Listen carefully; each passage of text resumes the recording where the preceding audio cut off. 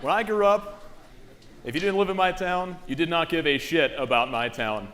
Not until about a year and a half ago, when a bunch of people that have never visited this place and will probably never visit this place came and started writing articles and using those buzzwords that we heard: white working class, Rust Belt, coal country. I'm here to offer a little bit different perspective. I didn't come here to elicit sympathy from you or pity on how I grew up. How do you think my people are living under some kind of a plight or a burden? What I'm trying to bring tonight is a little bit of perspective. So where am I talking about? The great swing state of Pennsylvania, and not just the whole of it, the western side where all the good sports teams are, and just east of Pittsburgh, about 2 hours, Cambria County. Cambria County, Pennsylvania, millions and millions of years ago, formed this delicious piece of shiny black rock, anthracite coal. You can mine it out of the ground, you can put it into a power plant, it generates electricity. You can burn it to melt iron, you add a little bit of carbon to that, and it makes steel. Steel that fueled the rise of Johnstown, Pennsylvania, my hometown. Johnstown, as you can see, is full of steel mills that don't work anymore. And you can see the population demographics for the county as a whole of Cambria, spiking in around the late 1940s and then declining as the steel industry declined as well. I talked about coal, I talked about steel. Inherent in these two things is the concept of labor, a concept that has escaped a lot of Americans on the coast. It's the thought that you can derive genius with your hands. You don't need a bachelor's or master's or PhD. You don't need some special education. You just need a little bit of dedication, a little bit of muscle, and a little persistence, and you can make something of your life for what you were born with. I want to talk a little bit about identities. There's at least two that exist in every person's life: what we think about ourselves and what others think about us and how we view each other. I want to start with that first one: how others see us. This is a picture of coal miners in Cambria County in the late 1800s. Really dirty guys with frowns and mustaches coming out of a mine shaft. I want to talk about the Great Flood of 1889, where Memorial Day rains burst a dam that unleashed a torrent of water that killed over 2,200 of the people in my hometown. About 7% of the population was killed in about 20 minutes as water rushed through the valley, destroying homes. That debris was then set on fire and people burned alive. The impetus for that was obviously the rain and the dam burst, but it was in ill repair. It was in ill repair under the watchful eye of the South Fork Fishing and Hunting Club. Members included Henry Clay Frick and Andrew Carnegie, noted Pittsburgh industrialists. The laws at that time protected them, and no legal liability was attributed to the South Fork Fishing and Hunting Club. The people that died and their families received nothing in compensation for the disaster that happened. This tragedy repeated itself, thank God, to a lesser degree in the 30s and in the late 70s. That's how other people view us. How else? We are the subject of not one, but two Bruce Springsteen songs. We're mentioned in Highway Patrolman. We're mentioned by name in The River as well. The lyric goes, "I got a job working construction for the Johnstown Company, but lately there ain't been much work on account of the economy. Thanks, boss." We're described as pill-popping oxycodone addicts, as the plight and the ravages of opiates destroy a lot of lives, middle and older white males. We're described as this, white trash, which isn't really racially charged, even though it does say white. But it implies that money makes you better in some way. It gives you a form of virtue. It makes you more than somebody else without. We're described as poor, unable to hold down a job or raise a family. We're described as victims. But that's a little bit different than how we see ourselves. This is a picture taken in the 50s of a young woman that was the daughter of immigrants. She got married, raised a family, started a small business with her husband, a hotel and bar. She was a Catholic, pretty conservative woman in her time. And yet, there was another side of her. She was one of the first members of the National Organization of Women in the Western Pennsylvania area. Her name was Gloria Caponeri, and she was my grandmother. We see ourselves through the eyes of men as well. There's a picture of a Czech immigrant. He immigrated to Johnstown, Franklin Borough to be exact, in the early 1900s. He joined the Marine Corps. You can see him in his uniform there. He worked as a laborer for the roads, fixing potholes, putting up fences. He heard his country's call even before World War II started and enlisted in the late 30s.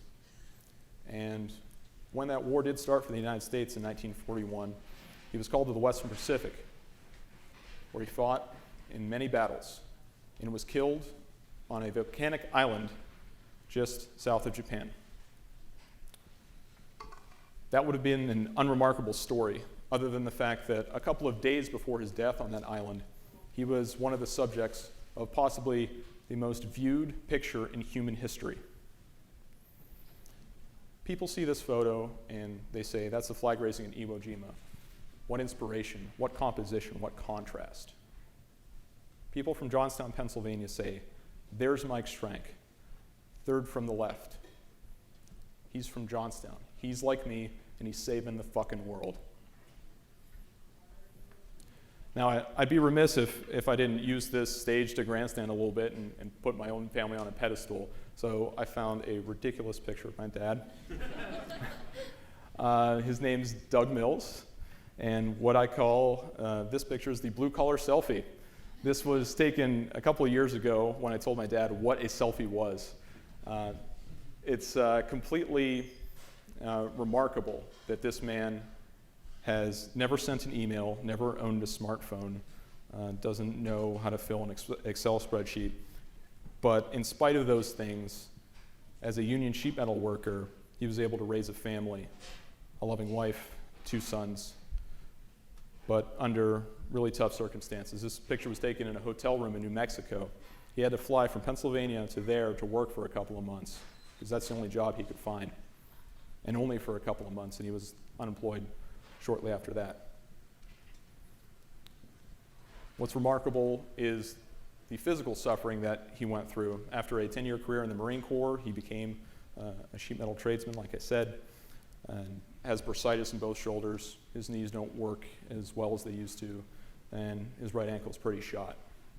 The man limps like he's 80, but he's only in his mid-50s. Another unremarkable thing is, in spite of his toil and his effort and his love, he's not going to see his son graduate from Harvard this year.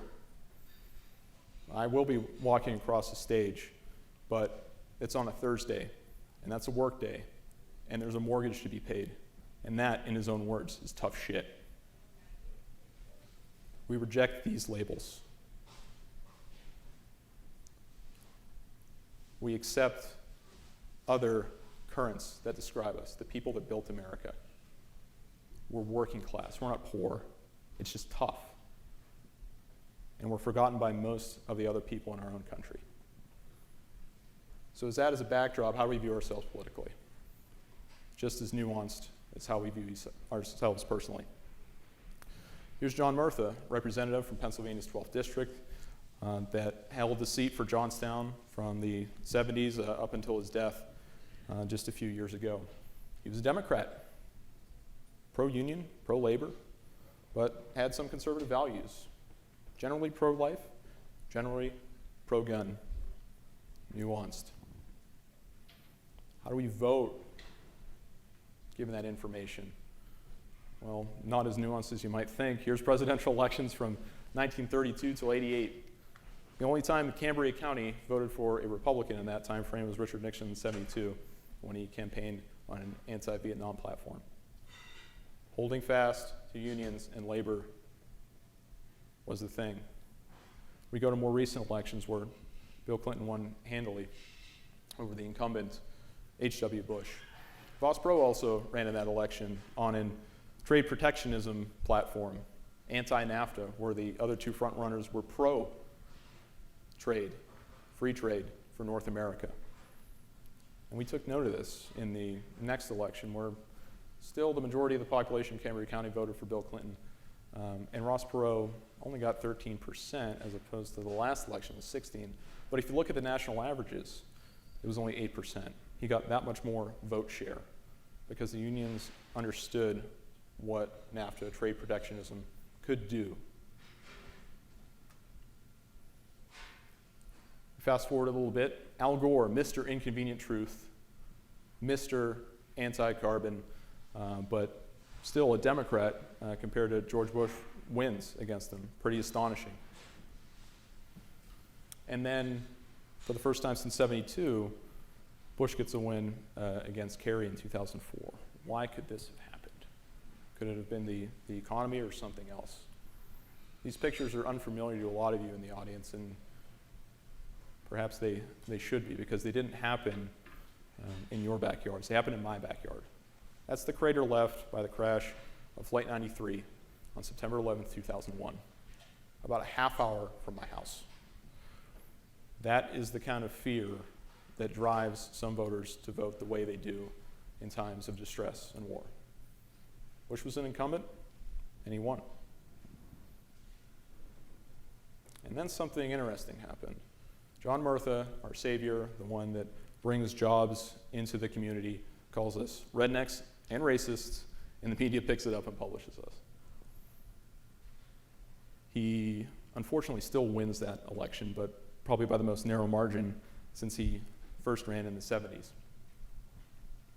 He didn't believe that the white people in my neck of the woods could possibly vote for a black guy from Hawaii.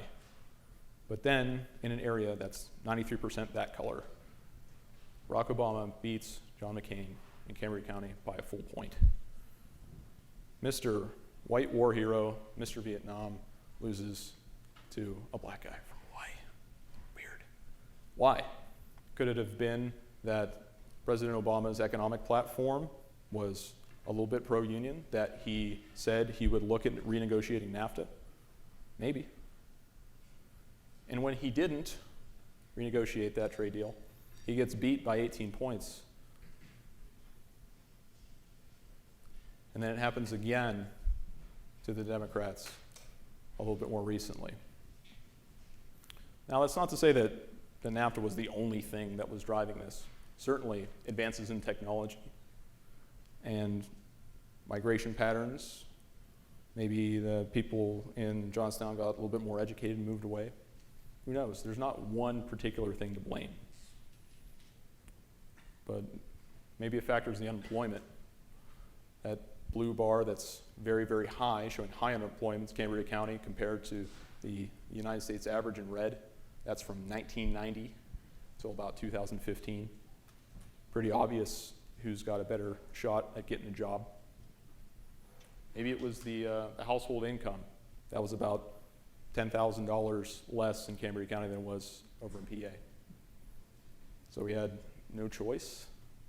Well, maybe not, because the Democrats in this county didn't want Hillary Clinton on the ballot anyway.